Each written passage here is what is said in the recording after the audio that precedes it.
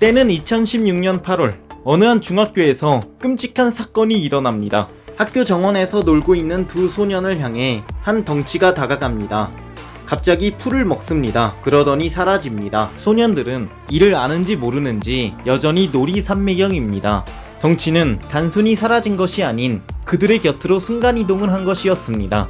그들을 습격하는 덩치, 이에 소년들은 도망갑니다. 덩치는 그들을 쫓아 또다시 순간이동을 하며 극은 시작을 알립니다. 이곳은 학교 도서관.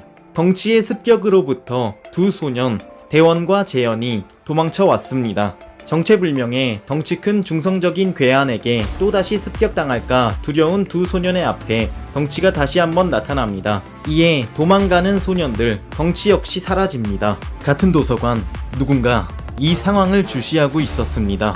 지적으로 보이는 이 소년의 정체는 도대체 무엇일까요? 그의 옆에 덩치가 나타났습니다.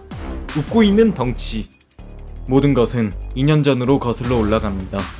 일진들에게 둘러싸여 두들겨 맞고 있는 한 명의 소년. 그는 안태현. 그런 태현은 그들에게 복수를 하기 위해, 자신의 몸을 보호하기 위해 그 무엇보다도 강력한 좀비를 만듭니다. 자, 이걸 먹고 나의 육체가 되어 날뛰는 거다. 먹어라. 뭐? 오호, 순간이동이다. 그거 참 기모찌한데. 그렇게 태연은 그 누구보다도 강력한 육체를 손에 넣었습니다. 현재로 돌아와 여전히 도망치고 있는 대원과 재현.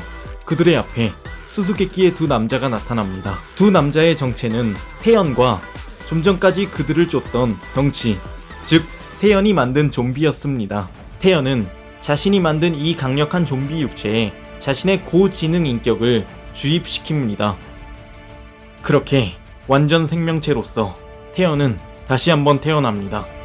어째선지 좀비의 모습에서 어린 시절 키우다 죽은 강아지의 모습이 떠오른 재현은 그에게 달려갑니다. 하지만 그에게 먹혀버리죠. 대원은 경악합니다. 재현을 흡수함으로써 더욱더 강해진 좀비. 소중한 친구이자 부하였던 재현을 잃은 대원은 분노에 이성을 잃은 채 그에게 달려듭니다. 하지만 곧바로 그에게 물려 감염되고 말죠.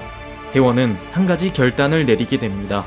감염되어 좀비가 돼서 많은 사람들에게 피해를 줄 바에는 이곳에서 자살을 하려는 것이었죠.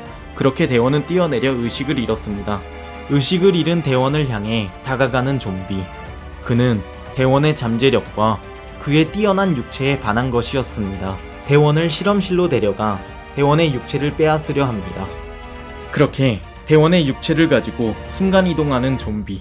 순간이동 도중 대원의 의식이 돌아왔습니다. 대원은 송곳니를 보이며 좀비로서 각성합니다. 순간이동이 풀리고 시작된 둘의 싸움. 깨어난 거야. 소용없다.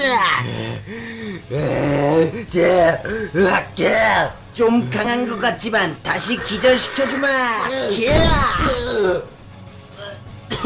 우여곡절 어찌저찌 싸움은 마무리되었고 대원은 제정신이 돌아옵니다.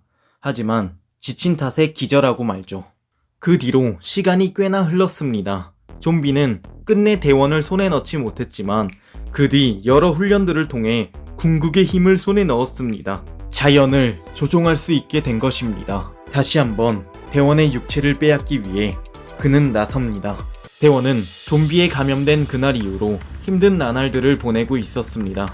인간의 음식이 맛없게 느껴지기 시작한 것입니다. 그의 허기를 달랠 수 있는 건 오로지 인간의 고기뿐이었고 끝내 이성을 잃은 대원은 그의 친구를 물어뜯게 됩니다.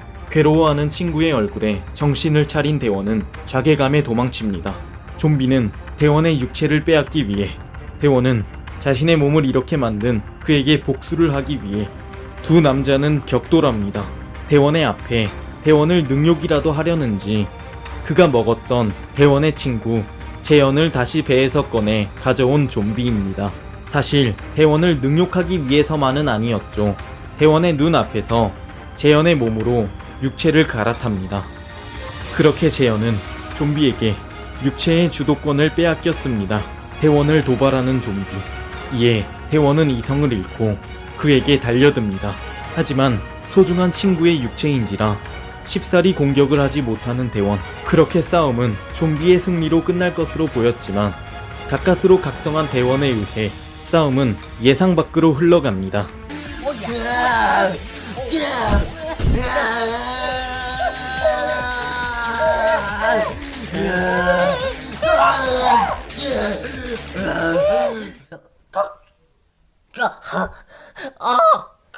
대원은 재현의 몸에서 좀비를 분리하는 데 성공합니다. 대원의 강력함에 도망치는 좀비. 다음을 기약한 채 좀비는 자리를 떠납니다.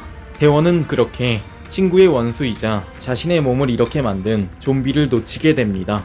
이에 분한 대원입니다. 그런 대원을 향해 다가오는 두 명의 남자. 두 남자의 정체는 자신이 물어뜯은 빠꾸와 죽은 줄 알았던 친구 재현이었습니다. 둘 역시 대원과 마찬가지로 좀비가 되어 죽지 않고 돌아올 수 있었던 것이었습니다. 그렇게 세 명의 사나이들은 함께 힘을 합쳐 좀비를 물리치기로 결의를 다집니다. 새로운 악한 짓을 꾸미는 좀비의 모습을 마지막으로 극은 막을 내립니다.